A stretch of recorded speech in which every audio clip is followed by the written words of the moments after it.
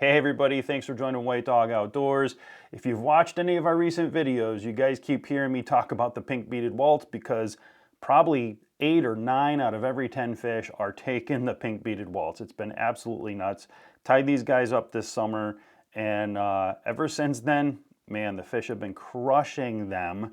And not just because they're the only fly I'm using, it's not. I'm pairing them with a different fly in every situation, and the pink beaded waltz is getting taken 8 or 9 out of 10 times when the other flies, which are really great flies, are getting almost ignored.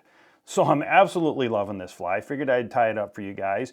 And as with all of our fly tying videos, we do a giveaway. So I'm going to be giving away a half dozen of these pink beaded waltz. All you have to do to take part in the giveaway is be a subscriber on the channel, give this video a thumbs up, and leave a comment down below letting me know what kind of things you guys want to see. And hey, let's get to tying the pink beaded waltz. So first of all, I'm starting with a size 14 barbless jig hook. These are Sabre, but whatever brand you guys like, go ahead and use that. And I'm also starting it with this is a fulling mill bead, but it's basically a light pink metallic bead. This is a 3.2 mil. The ones that I'm ordering right now going forward are going to be a 3.3 mil just to give a little bit extra weight.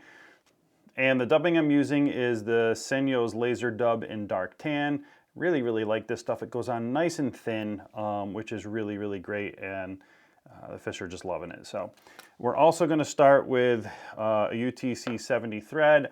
I'm using red. I'm not really showing a hot spot on this fly, so I don't really care about the color of the thread. But I'm using a little bit of red. It goes well with the pink. I did try hot pink with it. Wasn't a big fan, but you can definitely use that too. I'm going with a UTC 70 in red for the thread. So let's go ahead and get this guy started. Load it up with our size 14 jig hook and our light pink bead. And we're going to start by just giving a little bit of a base. I am not going to use any lead on this fly. You guys see me use lead in a lot of flies. You know, I wish I didn't have to use lead in things. Not the greatest material to be putting into the water. So on a lot of my smaller nymphs now, instead of using lead, I'm just trying to go with a slightly bigger bead and using the bigger bead for the extra weight, which is why I'm going 3.3 mil beads on a lot of things these days. It does not seem to make a difference in terms of the fish biting. They definitely still are attacking the flies. So I'm going to build just a little bit of a head there. Then I'm going to take some copper wire. So I'm using the Semperfli copper wire. This is the 0.2 millimeter. I really like the Semperfli stuff. I use it pretty much on all of my flies. The 0.2 mil is good for most things. So we're going to take that copper wire, and I tie a lot of flies at once, so I have a really long piece of copper wire. I try not to waste materials, so I basically just cut them as long as I can and that I can work with so that I don't waste any material. I'm going to start by sliding that up into the slot of the bead. I didn't mention, I'm using a slotted tungsten bead because I'm using a jig hook. Anytime I'm using a jig hook, I'm using a slotted tungsten bead and not a countersunk tungsten bead. So I'm going to start by putting the wire up into the slot, and I'm going to lock that in. I'm going to bring it down the length of the fly, right, all the way back down, right pretty close to the bend. Okay. Now I'm going to use that Senyo laser dub. I'm going to pull these off in little fine bits. I'm not going to use big chunks of dubbing.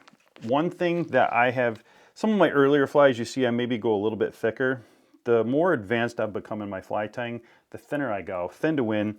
And so I'm literally just pulling off the smallest bits of this that I can, and I'm going to spin that on here. Try to start pretty thin at the beginning. And give it, I don't know, probably about 3 or 4 inches of dubbing. I can add more if I want to. Maybe a little tiny bit more. That got a little bit thick at the end, but we'll see how it looks. Because I'm not using any lead, I'll try to show you guys this. Because I'm not using any lead, I do have to build up a little more thickness with my thread itself. So I'm going to start this back here. I want that dubbing to start right back at the end, and I'm just going to do touching turns and trying to make it as even as I possibly can. building it just maybe a tiny bit thicker toward the front. And that is perfect. I'm actually going to take this little bit extra here that I had. I'm removing it. I don't want to overload this fly.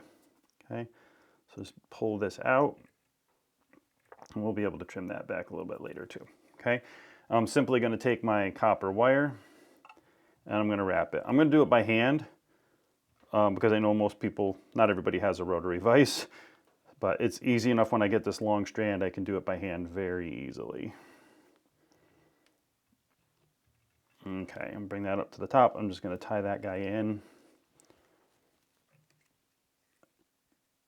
Lock that in with 2 in front, 2 in back, and I can do a little helicopter for this. I don't always helicopter, but I have been on this fly lately. Now you'll notice it leaves just a little bit of a gap for the red thread. I will take just the ever so slightest bit of dubbing because I don't want to make a big hot spot here at all. That's maybe even a little too much. We'll see what it looks like. I really just want a touch of it. Spread out. And I'm going to do a little whip finish on top of that. I'm going to pull that back. I think I got enough there. All right, so I'm just going to do a little whip finish on top of that. 1, 2, 3. This is what I do lately is 1, 2. I'm really not trying to make a hot spot at all with this.